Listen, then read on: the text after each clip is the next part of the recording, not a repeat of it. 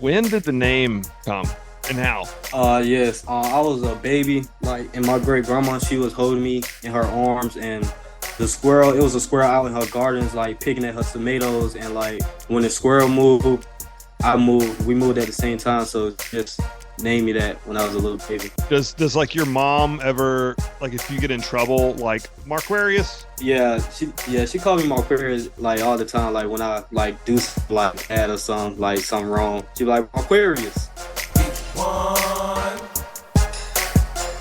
one. It's 5 a.m. in the morning, and the gym is where I'm going. Gotta get my sport fit. C1 is where I'm going, baby. One. I said one. Hey, thanks for checking out the show. It's called No Playbook, and it's brought to you by D1 Training. My name's Casey, and on this show, we interview the coaches, players, and experts that help to make sports and fitness such an important part of life in East Tennessee. Now, if you follow Tennessee football, you got to see freshman wide receiver Squirrel White absolutely go off in the Orange Bowl this past season.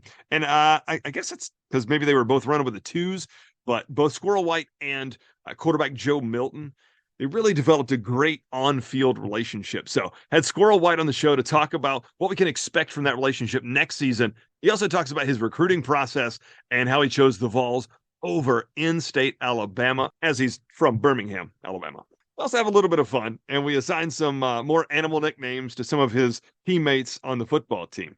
Squirrel White is actually going to be at D1 Chattanooga, June the 3rd, that morning, for a football clinic for kids. So we talk about what folks can expect from that experience.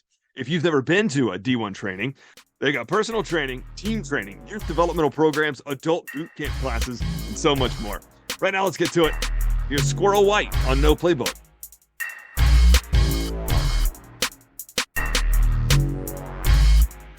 So you said you grew up, did you grow up in Birmingham? Yes, sir. Birmingham, Alabama, around in the Clay area. Okay, great. Yeah, we've got a D1 in Hoover and in Birmingham. And I actually today I was trying to look for some outstanding high school kids in that area just because I've been doing podcast episodes with like phenomenal high school athletes that are getting recruited. So yeah, man, if you after this, we'll talk. If you know of any kids in that area that are, standouts, I'd love to find out who those kids are so I can reach out. Oh yeah, for sure. Um, so what was your high school? Clay Chalkville.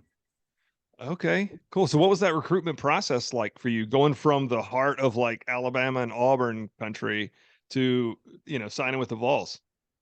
Yeah. Recruiting start for me until like the 11th grade.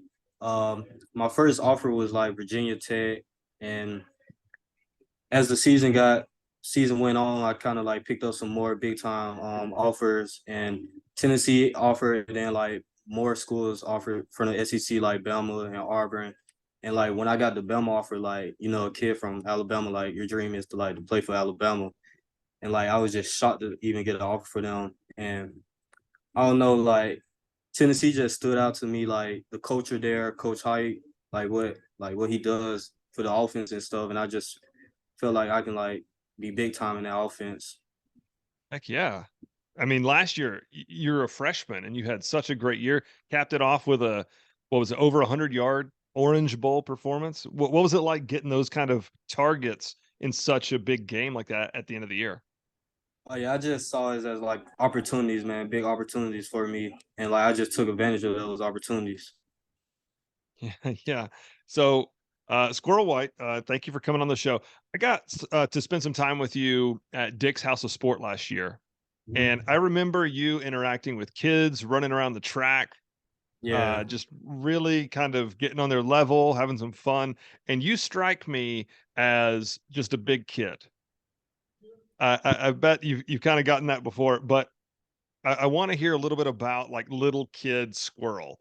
Like, when did you sort of pick out that football was your thing? Uh, well, I would say like when I was real little, like me and my brothers, like we played backyard football, and like even play football in the house. Like we was just big on football and stuff. And yeah, I ain't really like play little league football. I ain't start playing football till like the 8th grade, and took it serious like when I got to high school. Were you immediately like a speed guy? Oh yeah, yes sir. I've always been like a speed guy. I think that come from like baseball. I used to play baseball when I was little, and like just running around the bases and stuff. Yeah, you like to steal base a lot, didn't you? Oh yeah, yeah. I was like the lead off. I get on base and like steal all the way to third. There it is, and a little Ricky Henderson Yeah. in the in the little league ball. Cool, man. I can totally see that. Were you a track guy as well? I ran track for 1 year. It was my junior year. There's something about the way you run. You look like a track like athlete. Oh yeah, it's just natural. Yeah. Yeah. So tell me a fun story, something from last year because it was such a whirlwind for the fans. Like from your perspective, being a freshman coming up and being a part of this offense run by Hendon and then the Orange Bowl, Joe stepping in and just kicking butt. What was that like just behind the scenes and from your, your viewpoint? It was crazy. Hendon just amazing, like football player and like off the field, like just to like see him like lead us and stuff. And then not only that, like Joe is a leader as well. He just was like behind Hendon, so like the Orange Bowl, like we had like no doubts with Joe coming in because we know like he can do it and stuff. Do you have a special connection, you and Joe? Because it seems like there were several times last year where he hit you like deep. Oh yeah, it comes like from practice. Like I run with the two group. He'll like be the quarterback for the two group. Like we just made like connection like day one when I first stepped on campus. Absolutely. Well, that's cool. And hopefully you guys can build on that this year. I was talking with somebody down in Chattanooga and they were like, man, this duo is going to be a big one this year. Oh, yeah, for sure. I was just asking about you as a kid. Um, so you've probably heard the question a lot, but when did the name come and how? Yes. I was a baby, like, and my great grandma, she was holding me in her arms, and it was a squirrel out in her gardens, like picking at her tomatoes, and like when the squirrel moved, I moved. We moved at the same time, so just named me that when I was a little baby. Well, that's funny that it was so young and it stuck with you. Yeah. Does like your mom ever like if you get in trouble, like Marquarius? Yeah, she called me Marquarius like all the time. Like when I like do like bad or something, like something wrong. She be like Aquarius. Yeah. Some kids get like your middle name thrown in, but you just get your actual first name. Yeah. So I thought this would be fun. The popularity of do you remember Honey Badger? Uh Honey back there. uh Tyrann Mathieu, phenomenal football player. He was called the Honey Badger and it became this thing. And like that was his name. That's what everybody kind of recognized him as, even into the NFL.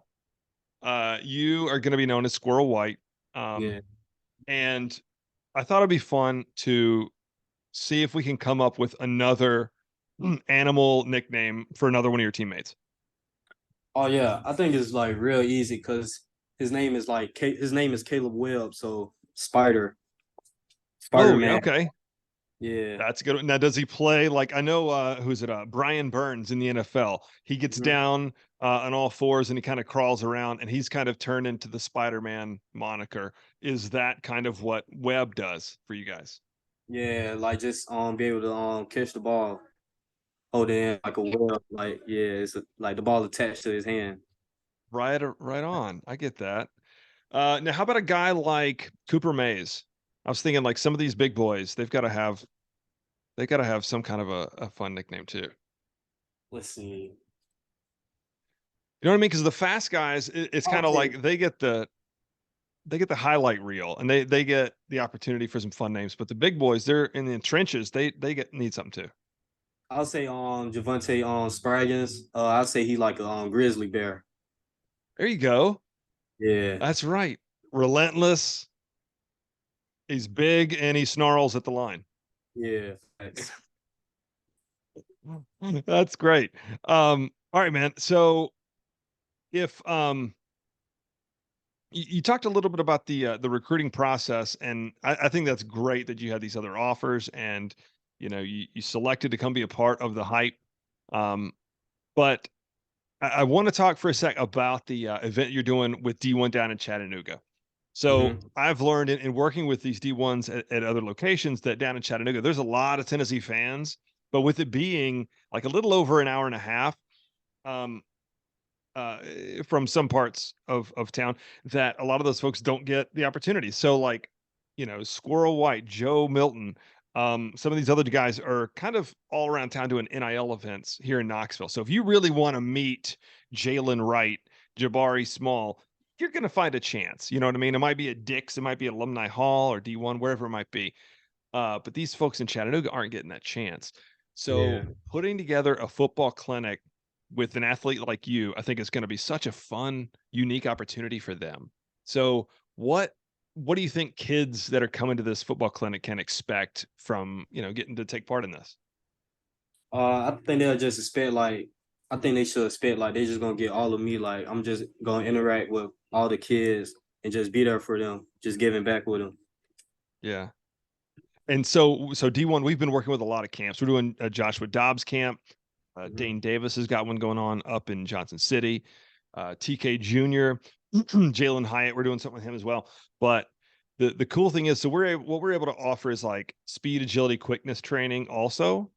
Um, and then some like combine testing with our lasers and all that stuff. Kids love to see their 40 time. But Yeah. also getting some skills training and getting to work with a guy like yourself, I think is going to be a cool experience and a great memory for them.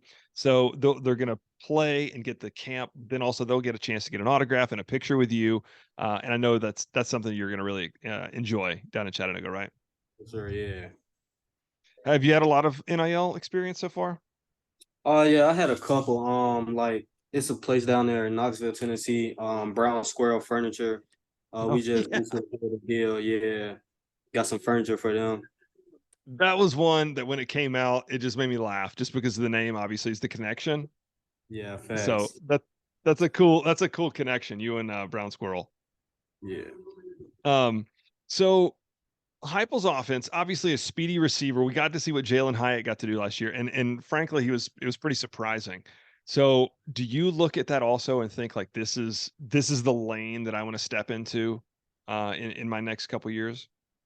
Oh yeah, just saying like from like when he first got here, like he has like Coach Hype developed like successful receivers, like back to back, like 1,000 yard receivers, and like I just feel like I could be a part of that. That was what you bring. You think? I mean, obviously, anybody that watches can tell the difference, but is it sort of compartmentalized like that with Brew and Keaton and yourself? Oh yeah, I feel like yeah, like either one of us can like easily go for like 1,000 yards in this offense. Like we got another guy named Dante Thornton Jr. Yeah, he Yeah, can go for 1,000 yards. Like anybody in the receiver room can literally go for 1,000 yards in this offense. Thornton was at Oregon. Is that right? Yes, sir, he was. Excellent. I'm definitely looking forward to it. Um, to seeing just what it all works out. I mean, because last year when you got even the difference between Hyatt and Tillman was, two different sides of the same coin. So I think you guys are going to get to be a three-headed beast, four-headed beast, and we'll see, Milton throw for 1 billion yards. Uh, Yeah, yeah. so speed round for you. Got questions about your teammates at Tennessee. So who on the team, offense or defense, special teams, whatever, would you say the best fashion? Let's see. Best fashion. I gotta go Dante. Like every day he come in with like a fit, like workouts, he have a fit on, and it just like be smooth. Now, was that because of all his former Nike gear being in Oregon? Oh yeah, I don't know where that come from, but yeah, he got some swag, some fashion. Mm-hmm. Who's the funniest guy on the team? Funniest guy on the team. I'll probably say Joe. Like Joe, like he's just a character, man. Yeah. I gotta say, when I was at Dick's, I saw him and Hendon at the store, like it's not exaggerating, like twice a week, and he was always laughing. That's Yeah, cool to see. yeah. Um, who's gonna play football the longest? Who's gonna play football the longest? I feel like the whole team can play football for the longest. Like, yeah. Like who's a guy that's going to be playing ball like Tom Brady into their 40s on this team? Uh, let's see. I'll probably say Joe. Like Joe, yeah, Nice. Who would be the best coach? the best coach. Jacob Warren. Oh, excellent. Cool. He's a former D1 guy. He worked out here a lot. Of course, being from Knoxville. Who's going to get drafted the highest? Man, all of us can get drafted at the highest. That's when you say Squirrel White. Oh yeah. Yeah. All right, man. So we're super excited to have you down to Chattanooga. I think it's going to be a really fun event. The kids down there are super excited. And like I said, I've gotten to work with you at events and see your interaction with the kids, and it's so fun. But something I ask everybody, what is your workout routine like, and what is your favorite like workout exercise? I'll probably say like stability, like ankle stability, and like just working on like my lower body and stuff, just having like mobility and stuff like that. Yeah. But is there like a specific workout like you love doing, whatever it might be? Uh, I really don't have like a favorite workout to do. Like my trainer just like throws stuff out there. Like he knows like my body, like he knows like what I need to work on and stuff. What is that training like in season versus off season? What is like how often are you even getting days off? In the off season, it's like Monday, Tuesday, off Wednesday, and just like back like Thursday and Friday, and you like usually get the weekend off. And like we sometimes like on the weekend we'll throw. Okay, right on. Are you working on like high end speed or startup speed, just almost kind of combine type workouts? Oh yeah, sir, something like that. Yeah. I'm curious with some guys like you, how much work goes into actually preparing for the combine? Uh, I'm not really sure. Cause I'm still young. I haven't experienced none of that.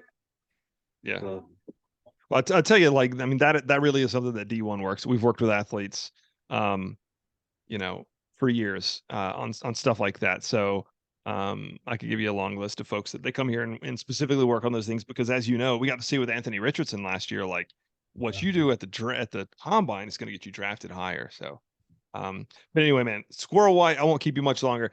I just want to say thanks and that we're looking forward to having you. Best of luck this season. And I really appreciate the time today, buddy. yes, sir. Thank you. Appreciate you.